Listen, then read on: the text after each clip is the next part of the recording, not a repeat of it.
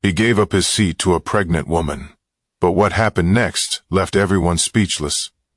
The train station buzzed with the usual symphony of activity doors, hissing open footsteps echoing, and the faint hum of conversations blending into the background.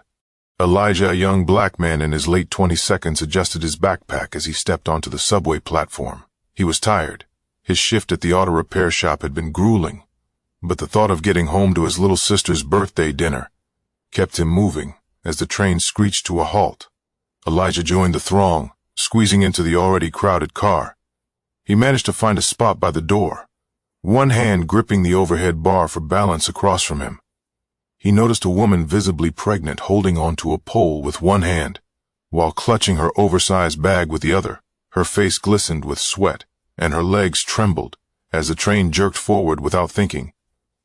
Elijah stood up and gestured to his seat. "Here, ma'am, you look like you could use this," he said, his tone kind but firm. The woman hesitated, looking a little embarrassed, but eventually gave him a grateful smile.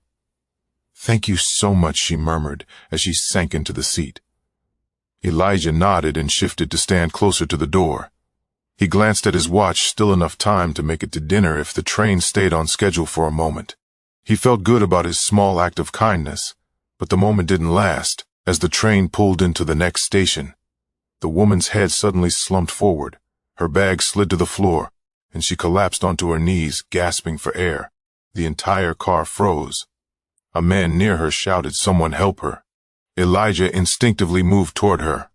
"Ma'am, are you okay?" he asked, crouching down. Another passenger yelled for someone to pull the emergency brake, while others scrambled to call 911.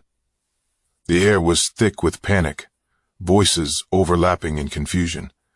Elijah stayed by the woman's side, unsure of what else to do. Then, as she was helped into a sitting position by another passenger, she pointed directly at Elijah.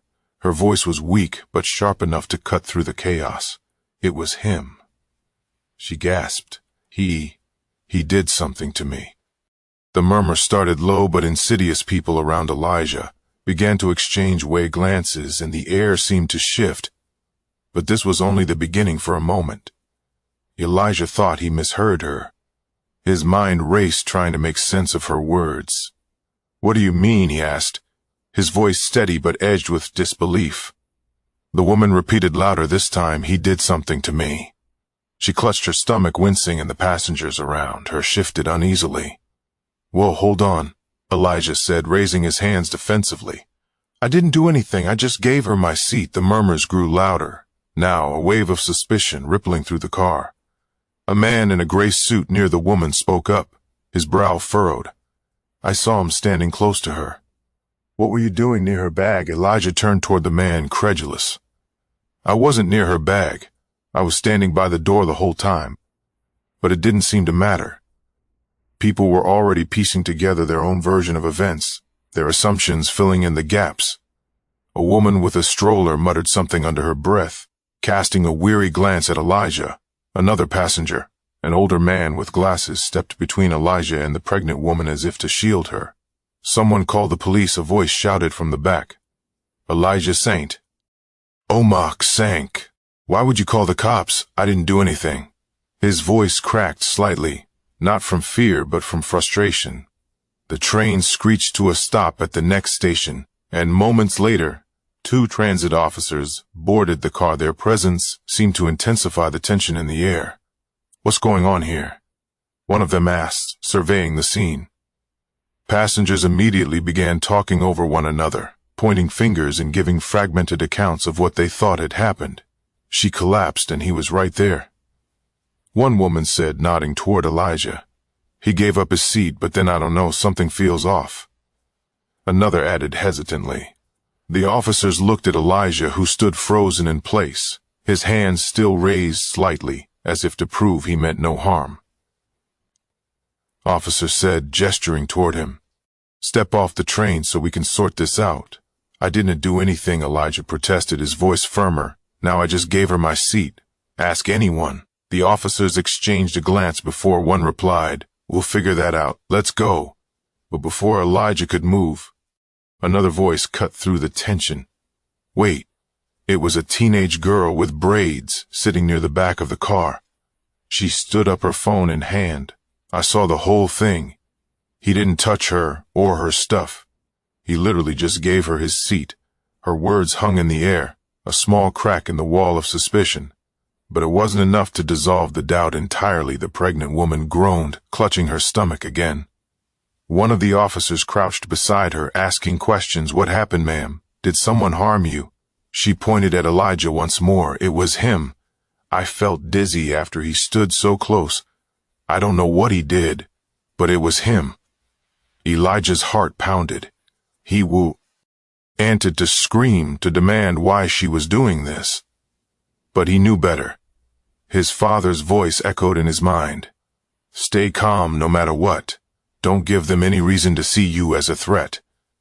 The officers, now visibly more alert, asked him to step aside again. "Sir, this is just protocol.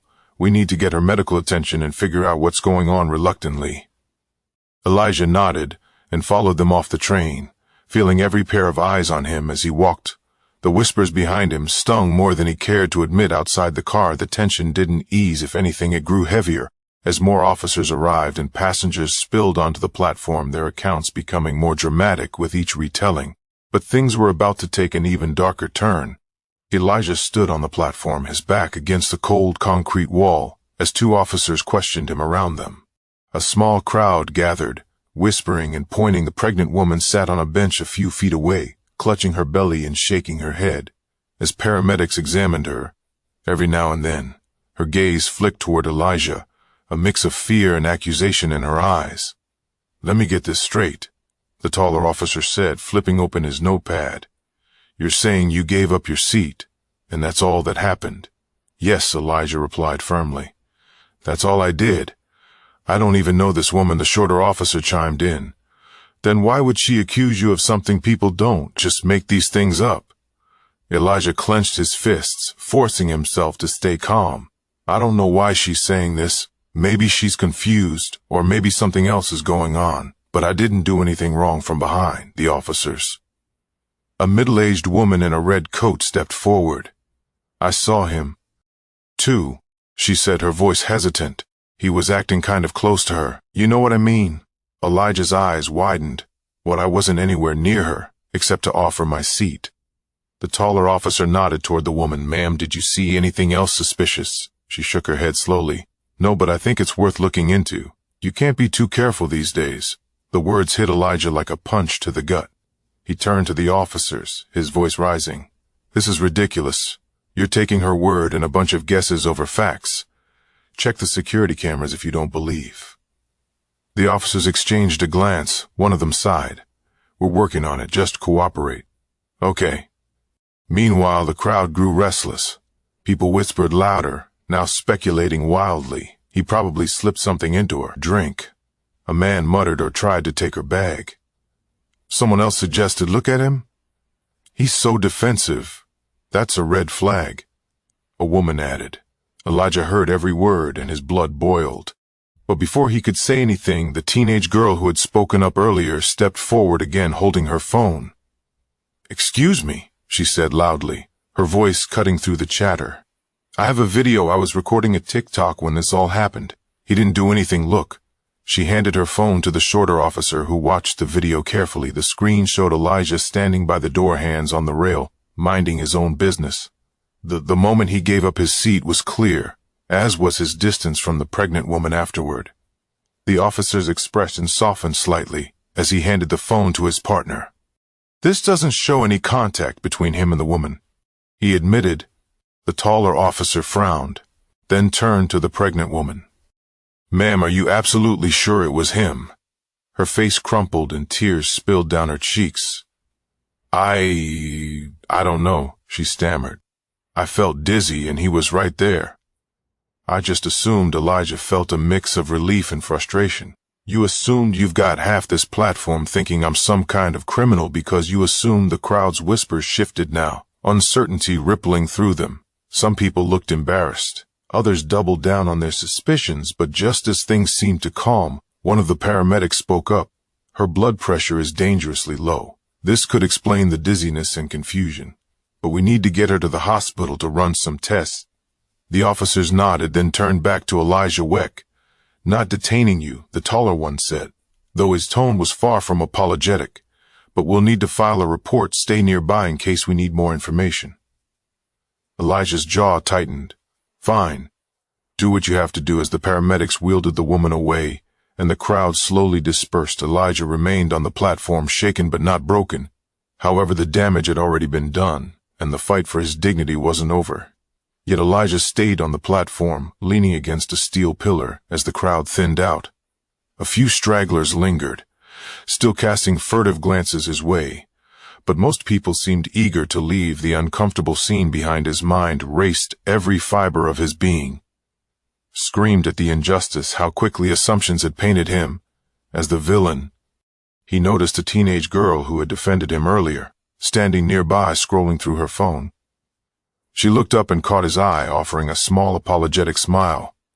"Thanks for speaking up," Elijah said, his voice strained. "But since—" Rishi shrugged. "It's just messed up how everyone jumped on you like that. People always assume the worst for no reason." Her words lingered in the air. No reason. Elijah knew better. He'd seen it before, felt it before. It wasn't no reason. As he stood there, one of the officers approached him again. "Listen," the taller one began, his tone more measured. "Now, we reviewed the security footage from the train. It backs up what you said. You didn't do anything wrong. Free to go." Elijah let out a sharp exhale, relief flooding through him. "I told you that from the start," he said, unable to keep the edge out of his voice. The officer shifted uncomfortably. "Yeah, well, we had to be thorough. You know how it is." Elijah stared at him, the words catching in his throat. Did he really know how it was? Or was the officer just excusing the implicit bias that had colored the entire situation before he could respond? The paramedics returned from the ambulance parked outside.